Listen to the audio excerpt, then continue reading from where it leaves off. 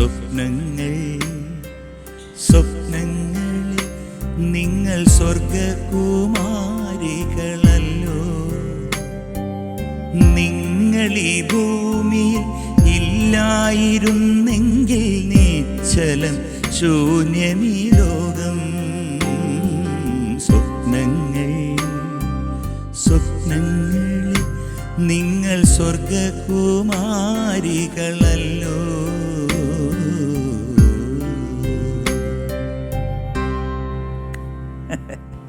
എന്താ എന്താ പാട്ട് ഇത് വയലാർ സാർ എഴുതി നമ്മുടെ ദക്ഷിണാമൂർത്തി സ്വാമി സംഗീതം ചെയ്ത മനോഹരമായിട്ടൊരു ഗാനം.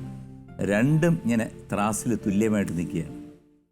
നമുക്കെല്ലാവർക്കും ഈ ലോകം അവസാനിക്കുന്നവരെ കേട്ടുകൊണ്ടിരിക്കാൻ പറ്റുന്നൊരു ഗാനമാണ് സ്വപ്നങ്ങൾ സ്വപ്നങ്ങൾ. അതവിടെ ഇരിക്കട്ടെ, നമുക്ക് ഇന്നത്തെ അതിഥി അല്ലേ മത്സരാർത്ഥിയെ നമുക്ക് പരിചയപ്പെടണ്ടേ. വലിയ നടിയാണ്, അവതാരകയാണ്, നർത്തകിയാണ്. ഒരുപാട് സിനിമകളിൽ ഒരുപാട് നല്ല വേഷങ്ങൾ ചെയ്തിട്ടുണ്ട്. മാത്രമല്ല ഒരുപാട് സീരിയലും അതിൽ അഭിനയിച്ചിട്ടുണ്ട്. ഒരുപാട് സ്നേഹത്തോടെ ആദരവോടെ ഞാൻ സ്വാഗതം ചെയ്യുന്നു വീട്ടമ്മമാരുടെ പ്രിയങ്കരി ബീന ആന്റണി.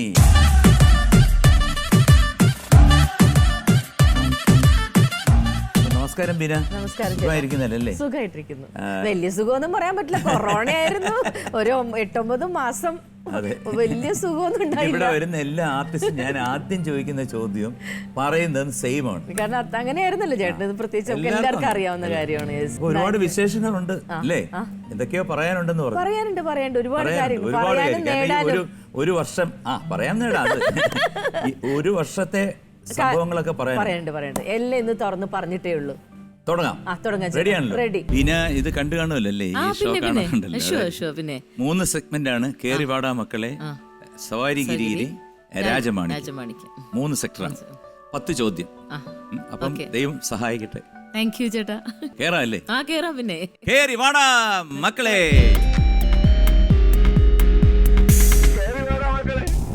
ഒരു കാര്യം കൂടെ പറയണമല്ലോ. ഈ 10 ചോദ്യങ്ങളും മേലെ പറമ്പിൽ ആൺവീട് എന്ന ചിത്രത്തിൽ നിന്നാണ്. ജയറാം. എനിക്ക് ഒരുപാട് ഇഷ്ടമുള്ള പടം. ഞാൻ മിനിമം ഒരു 50 പ്രാവശ്യമെങ്കിലും. പിന്നെ ഞാൻ ചോദ്യം ചോദിക്കേണ്ട കാര്യമില്ല. അല്ല, എപ്പോ ഈ പടം നമ്മൾ ടിവിയിൽ വന്നാലും ഞാൻ ഇരുന്ന് കണ്ടിട്ടുണ്ട്. കാരണം അത്രയും എൻജോയ് ചെയ്തൊരു പടം, അത്രയും ഹൃദ്യസ്ഥമായ ഒരു പടമാണ്. അവ എനിക്ക് ഒരുപാട് സന്തോഷമായി. നമ്മുടെ സേനൻ ചേട്ടനെയാണ് അല്ലേ? രാജസേന. അയ്യോ, എന്തൊരു ഒരുപാട് നല്ല നല്ല പടങ്ങൾ എടുത്തു. നല്ല പടങ്ങൾ. അതിൽ എനിക്കൊന്നും ജയറാമേട്ടന് ഏറ്റവും നല്ല കഥാപാത്രങ്ങൾക്ക് ഒരുപാട് കൊടുത്തിട്ടുണ്ട്. അതെ, ഭയങ്കര രസമുള്ള കഥാപാത്രങ്ങൾ, നല്ല പാട്ടുകളും. അയ്യോ, അതെ, സൂപ്പർ പാട്ടുകൾ. അതെ. അപ്പോ നമുക്ക് ചോദ്യത്തിലോട്ട് കടക്കാം അല്ലേ? ശരി ചേട്ടാ. ആദ്യത്തെ ചോദ്യം ശ്രദ്ധിക്കൂ. മേലെ പറമ്പിൽ ആൺവീട്ടിലെ മൂത്ത മകൻ ആരാണ്? A Jayakrishnan, B Vijayakrishnan, C Gopikrishnan. മൂത്ത മകൻ എന്ന് പറഞ്ഞാൽ നമ്മുടെ ജഗതിച്ചേട്ടൻ. ജഗതിച്ചേട്ടനാണ് മൂത്ത മകൻ. ഗോപികൃഷ്ണനല്ല, വിജയകൃഷ്ണനല്ല, ജയകൃഷ്ണൻ. ഉറപ്പായിട്ടും ഞാൻ എടുത്തിട്ട് പൂട്ടി അവിടെ കിടക്കട്ടെ, കുറച്ചു നേരം കിടക്കട്ടെ. എനിക്കിപ്പോഴും ഇവരുടെ ഈ ആക്ഷൻ ഇങ്ങനെ മനസ്സിൽ വരിക. ഓരോരുത്തരും ഇങ്ങനെ ഈ പടിയിറങ്ങി വരുമല്ലോ രാത്രി. അതിന്റെ ജനാർദ്ദൻ ചേട്ടന് ഒരാൾ അവിടുന്ന്, അതിനിടയ്ക്ക് നരേന്ദ്രപ്രസാദ് സാർ ഇവരെ നോക്കാൻ. മീന ചേച്ചിയുടെ ഒരു ഡയലോഗ് ഉണ്ട് നരേന്ദ്രപ്രസാദ് സാറിന്റെ അടുത്ത്. ഇങ്ങനൊരു ജനലിന്റെ സൈഡിൽ വന്ന് നിൽക്കുമ്പോ, അപ്പൊ എന്താ ഇനി അത് പിന്നെ ഇത് ആരാണ് ഇതിന്റെ ഉത്തരവാദി എന്നൊന്നും അറിഞ്ഞൂടല്ലോ. നിങ്ങളായിരിക്കും, ഇതാരായിരിക്കും എന്ന് എനിക്ക് ഒരു വലിയ സംശയം. ആരായിരിക്കും ഇനി? നിങ്ങൾ വല്ലതും ആണോ? അങ്ങോട്ട്. അയ്യോ, എന്ത് രസാതിനകത്ത്. അപ്പോ എ ജയകൃഷ്ണൻ. എ ജയകൃഷ്ണൻ ഉത്തരം ശരിയാണ്. കൺഗ്രാറ്റുലേഷൻസ്. 2000 രൂപ ഇതാ ബീനയുടെ അക്കൗണ്ടിൽ എത്തിച്ചേർന്ന് കഴിഞ്ഞു. അതാണല്ലോ ഇതിന്റെ ഒരു ഇതിന്റെ വരുമ്പോ അതിന്റെ വരുമ്പോ ഇത് എന്ത് ചെയ്യാനാണ്? അപ്പൊ അത് അല്ലേ? ശരി, ഓക്കെ. അപ്പൊ ഞാൻ ഇങ്ങനെ യൂട്യൂബ് ഒക്കെ നോക്കുമ്പോഴത്തേ ഈ അച്ചി നേരം കൂടി ഇരുന്ന് ഇങ്ങനെ പാട്ട് പാടുക, ഇതിനിടെ മോൻ അഭിനയിക്കുക. അപ്പൊ എന്നാ ഒരു പാട്ട് കേൾക്കാം. ശരി, ചേട്ടനുണ്ടല്ലോ ഇവിടെ സപ്പോർട്ട് ചെയ്യാനായിട്ട്. മോഹം കൊണ്ടു ഞാൻ ദൂരേതോ ഈണം പൂത്തനാൾ മധു തേടിപ്പോയി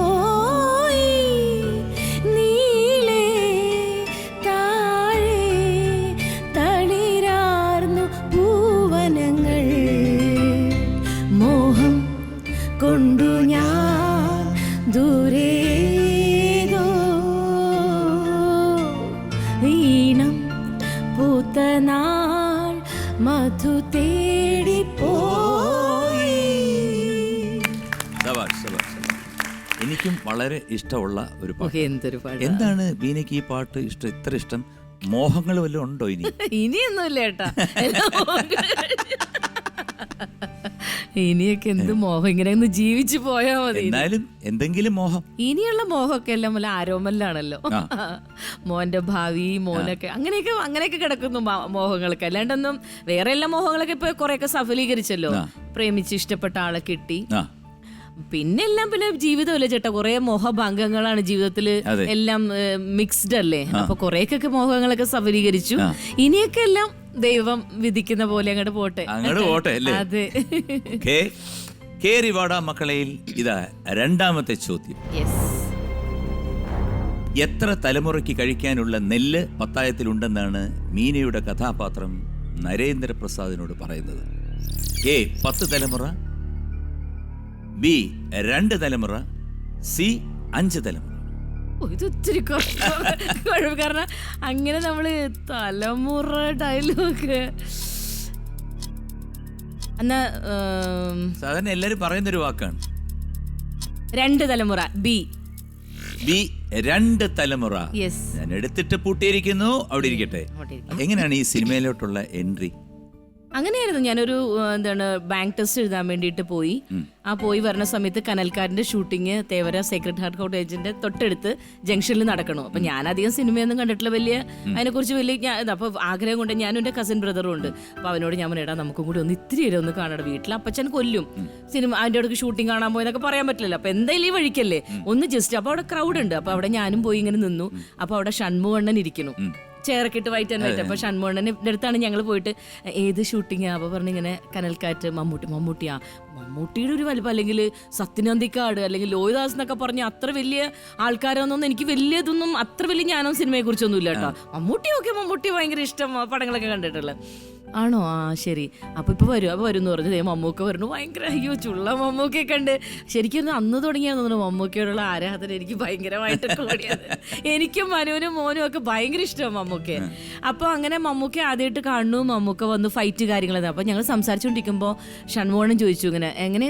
അപ്പൊ ഞാൻ പറഞ്ഞു ഞാനാണ് കൂടുതൽ സംസാരിച്ചത്. ഞാൻ പറഞ്ഞു അയ്യോ ഞങ്ങൾക്കൊക്കെ ഭയങ്കര ഇഷ്ടം ഇതൊക്കെ കാണാന്നൊക്കെ പറഞ്ഞു. ഇഷ്ടമുണ്ട് അഭിനയിക്കാൻ ഇപ്പൊ ആർക്കാ ഇഷ്ടമില്ലാത്തത്? എല്ലാവർക്കും. പക്ഷെ ചാൻസ് ഒന്നും നമുക്കൊന്നും കിട്ടൂലല്ലോ എന്നൊക്കെ പറഞ്ഞു. ഞാൻ സ്കൂളിലൊക്കെ കുറച്ച് നാടകമൊക്കെ ചെയ്തിട്ടുണ്ട്. അപ്പൊ ഞങ്ങൾക്കൊരു നാടകം ചെയ്ത് ഭയങ്കര കൺമണികൾ എന്ന് പറഞ്ഞ നാടകത്തിൽ ഞാനായിരുന്നു മെയിൻ കഥാപാത്രം. അന്നെന്തോ ഞാൻ ചെയ്ത് ഭയങ്കര ഇതായിരുന്നു, ഭയങ്കര അപ്രീസിയേഷൻ ഒക്കെ ആയിരുന്നു. അപ്പൊ ഉള്ളിൽ അങ്ങനെ ഒരു ഇതുണ്ടെന്ന് എനിക്കൊരു തോന്നലൊക്കെ ഉണ്ടായിരുന്നു. അപ്പൊ ഞാൻ പറഞ്ഞു എനിക്ക് നന്നായിട്ട് അഭിനയിക്കാനൊക്കെ അറിയാന്നൊക്കെ വെറുതെ അടിച്ചു കൊടുത്തു. അങ്ങനെ എന്ത് പറയണു. 2 ദിവസം കഴിഞ്ഞപ്പോൾ എനിക്ക് ഞാൻ പറഞ്ഞു ഞാൻ പള്ളിയുടെ തൊട്ടടുത്താണ് താമസിക്കുന്നത്. എൻ്റെ ഫാദറിൻ്റെ അങ്ങനെ ബീന ആൻ്റണി, അപ്പച്ചൻ്റെ പേര് ആൻ്റണി എന്നൊക്കെ പറഞ്ഞു. പള്ളിയുടെ തൊട്ടടുത്താണെന്നൊക്കെ പറഞ്ഞു. ഒരു വിഷുവിൻ്റെ ദിവസം എനിക്കൊരു വണ്ടി വരും. അവിടെ ഷൺമോഹൻ പറഞ്ഞു ഇങ്ങനെ പറവൂർ ഭരതൻ്റെ മകളായിട്ട് ഒരു 2 സീനുണ്ട്, അഭിനയിക്കാൻ താല്പര്യമുണ്ടോ ചോദിച്ചിട്ട്. അപ്പോൾ ഞാനെന്തോ എന്തൊക്കെ അരയ്ക്കാനൊക്കെ ഉള്ള ആ പരിപാടിയിലൊക്കെ നിൽക്കുന്ന സമയത്തായിരുന്നു. അപ്പോൾ ഞാൻ ഭയങ്കര വിടൂല, എൻ്റെ അപ്പച്ചൻ വിടില്ലല്ലോ. പിന്നെ അവിടെ കരച്ചിൽ പിഴിച്ചിൽ ഭയങ്കര, എല്ലാവരും കൂടെയൊക്കെ അമ്മച്ചിട്ട് ആൾക്കാരൊക്കെ വന്ന് പെർമിഷനൊക്കെ മേടിച്ച് അങ്ങനെ ഞാൻ കനൽക്കാറ്റിൽ അഭിനയിക്കാൻ പോയി. അങ്ങനെ ആർട്ടിസ്റ്റ് സത്യനന്ദിക്കാട്, ലോഹിതദാസ്, മമ്മൂക്ക. ഭയങ്കര ടീമായിരുന്നു. അതെ, എൻട്രി ഒക്കെ ഭയങ്കര എൻട്രി ആയിരുന്നു. അന്ന് ആ ടെസ്റ്റ് എഴുതി ജയിച്ചിരുന്നെങ്കിൽ, ബാങ്ക് ടെസ്റ്റ് എഴുതി ജയിച്ചിരുന്നെങ്കിൽ ഹൈദരാബാദിൽ ഏതെങ്കിലും SBIയുടെ ഏതെങ്കിലും ബ്രാഞ്ചിലൊക്കെ പോയിരുന്നേ. എത്ര നന്നായി. ഇതാണ് വിധി ശരിക്കും. മനസ്സിലായോ? ശരിക്കും. ഓക്കെ. ബി 2 തലമുറ എന്ന് പറഞ്ഞു. ഉത്തരം ശരിയാണ്. വീണ്ടും 2000 രൂപ സമ്മാനമായി ലഭിച്ചിരിക്കുന്നു. അങ്ങനെ 4000 രൂപ ബീനയുടെ അക്കൗണ്ടിൽ എത്തിച്ചേർന്ന് കഴിഞ്ഞു. അതാണല്ലോ അതിന്റെ ഒരു ഇത്. അപ്പൊ വന്നു. അതെ, വന്നു. പിന്നെ അടുത്തല്ലോ ഓപ്പോസിറ്റ് ആണ്. ഓക്കെ.